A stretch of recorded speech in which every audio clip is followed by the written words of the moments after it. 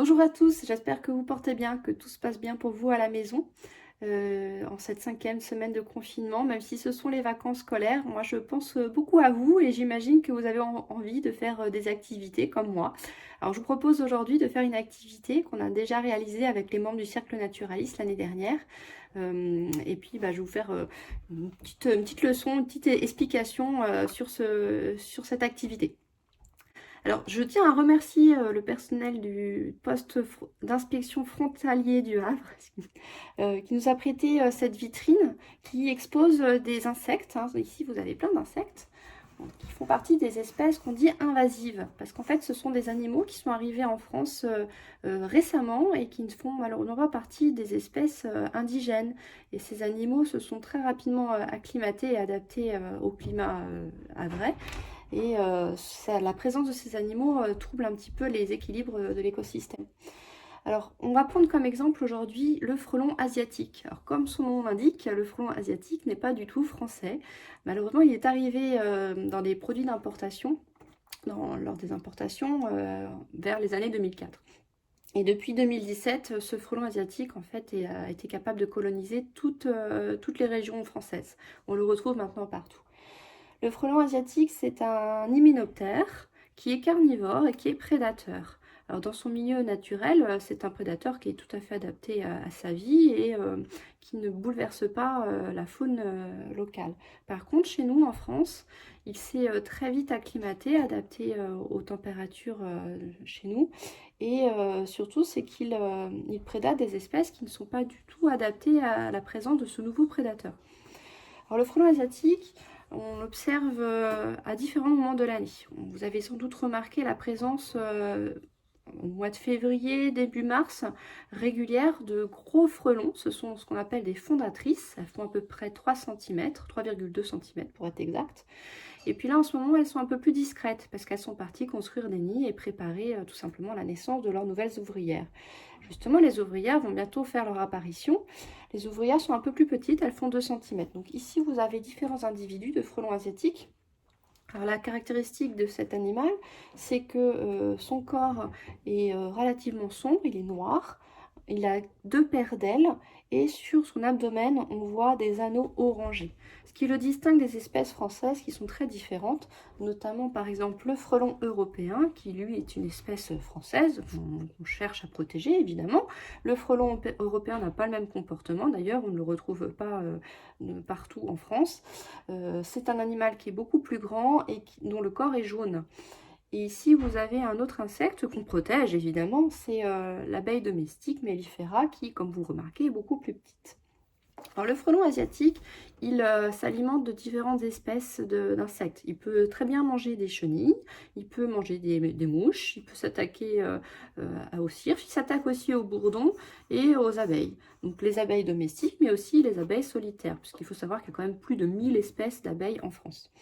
La caractéristique de la chasse du frelon, c'est qu'il fait beaucoup de gâchis d'ailleurs. Hein, l'été, quand il chasse les autres abeilles, il a tendance à s'attaquer à tous les pollinisateurs en les décapitant et en récupérant uniquement le thorax pour le ramener dans son nid et nourrir les larves.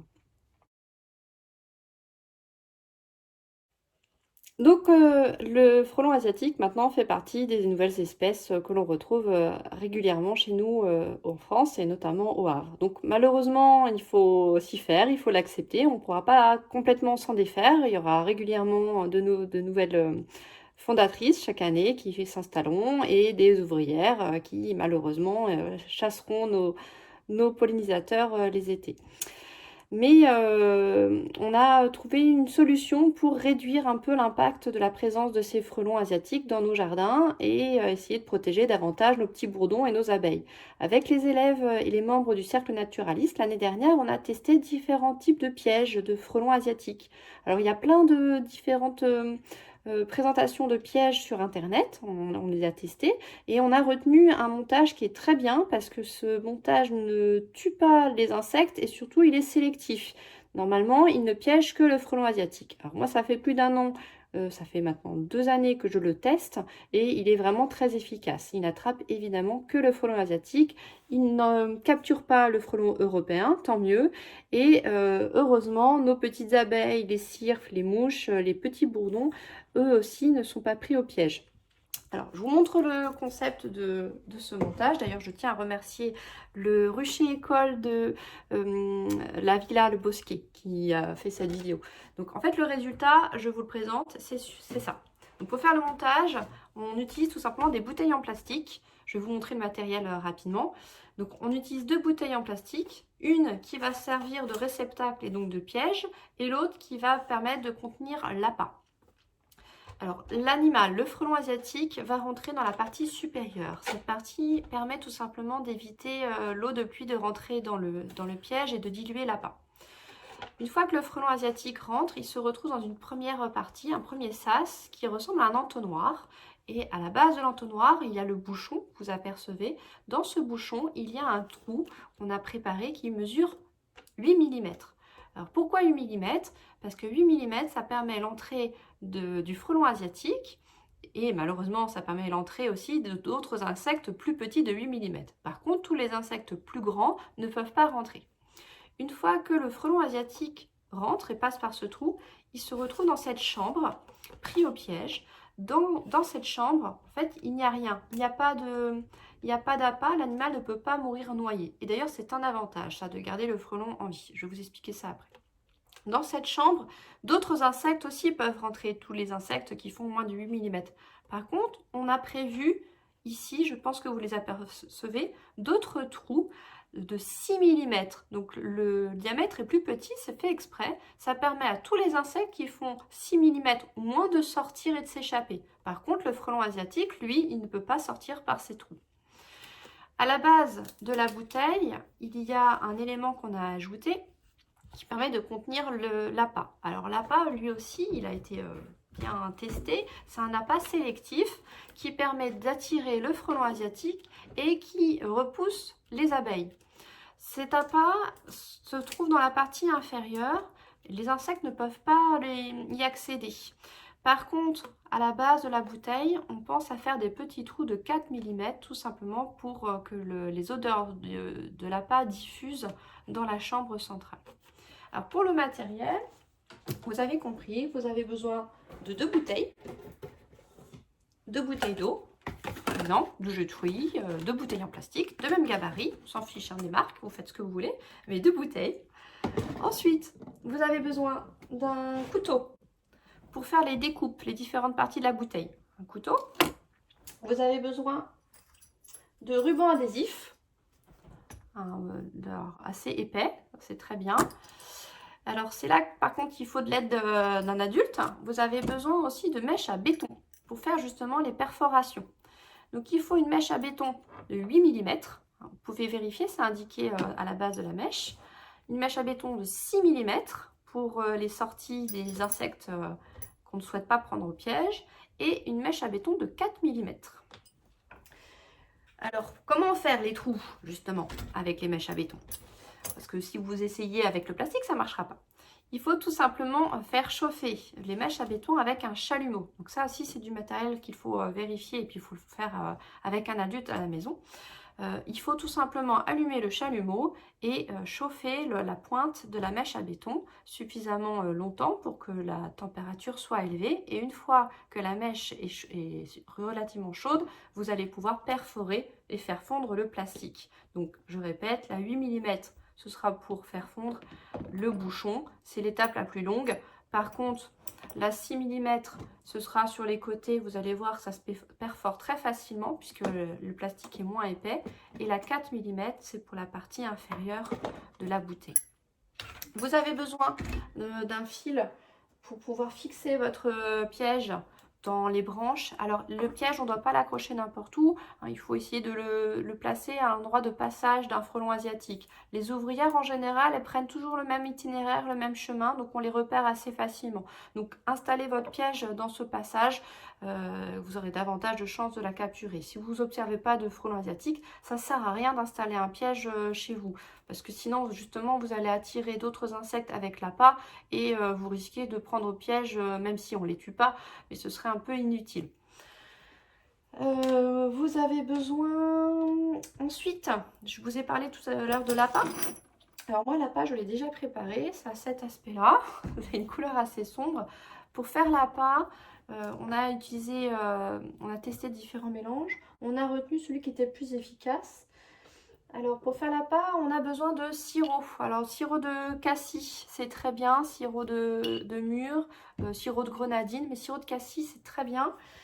Alors le sirop, ça attire tous les insectes qui s'alimentent de nectar habituellement. Donc c'est un peu un souci.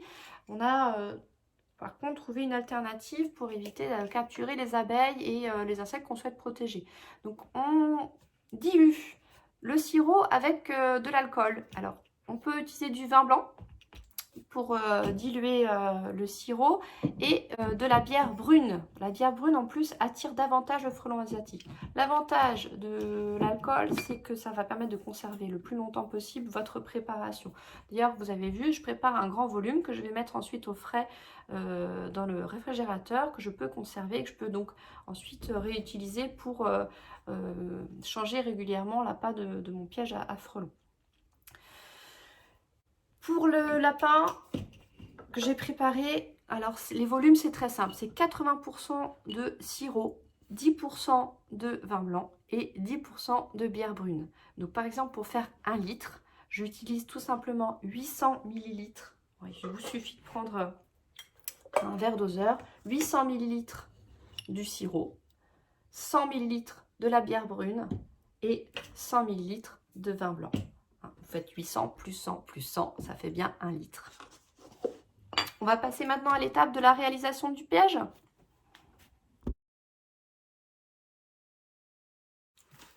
Bien, alors pour réaliser le piège que je vous ai présenté tout à l'heure, comme je vous ai dit, nous avons besoin de 2 bouteilles. Alors sur les 2 bouteilles, on va faire quelques découpes. Pour la première bouteille, on va utiliser la totalité, on va récupérer la totalité de la bouteille. On va faire une simple découpe.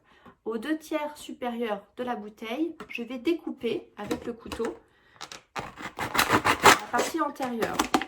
L'idée, c'est tout simplement d'en faire un entonnoir. Alors, ça fait beaucoup de bruit, je vais vous montrer le résultat.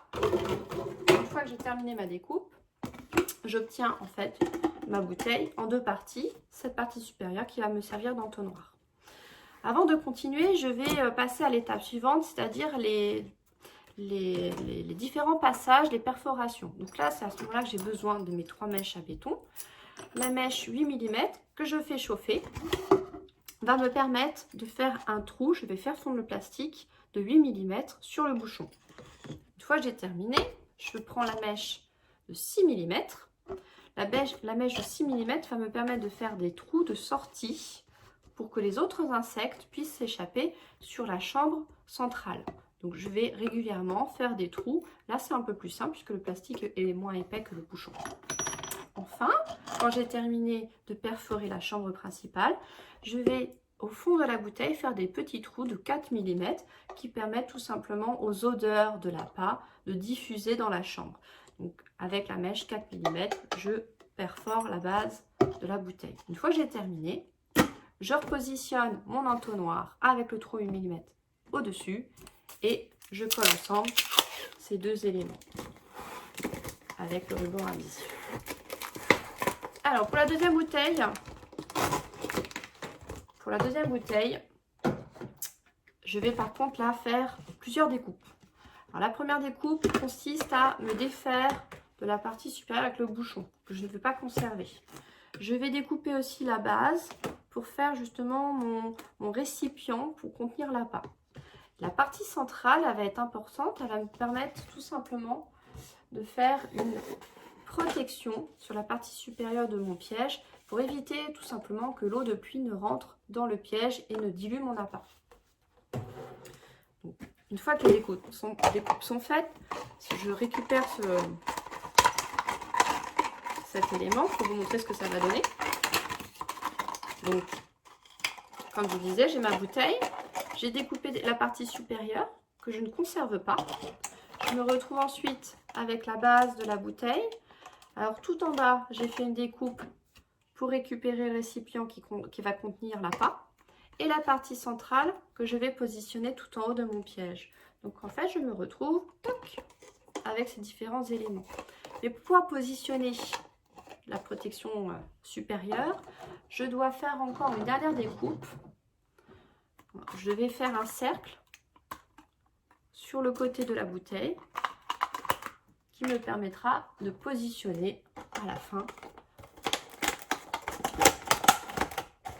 cette partie supérieure pour le piège. Une fois que c'est terminé, comme tout à l'heure, je prends le ruban adhésif, je colle les différents éléments entre eux pour pouvoir les installer. Une fois que c'est terminé, il ne me restera plus qu'à positionner sur la partie supérieure un filet électrique par exemple pour pouvoir accrocher mon piège. Je fais une découpe de 30 cm, ça suffit. Donc j'installe ce fil sur la partie supérieure et comme ça mon piège est terminé. Je reviens avec celui-ci. Donc une fois qu'il est terminé, il n'y a plus qu'à verser tout simplement mon appât qui va s'écouler par les petits trous de 4 mm et va remplir en fait la base de mon piège. Alors le piège, je ne vais pas l'installer n'importe où dans le jardin. Je vais l'installer dans les endroits de passage des frelons asiatiques, notamment les ouvrières qui vont bientôt faire leur sortie.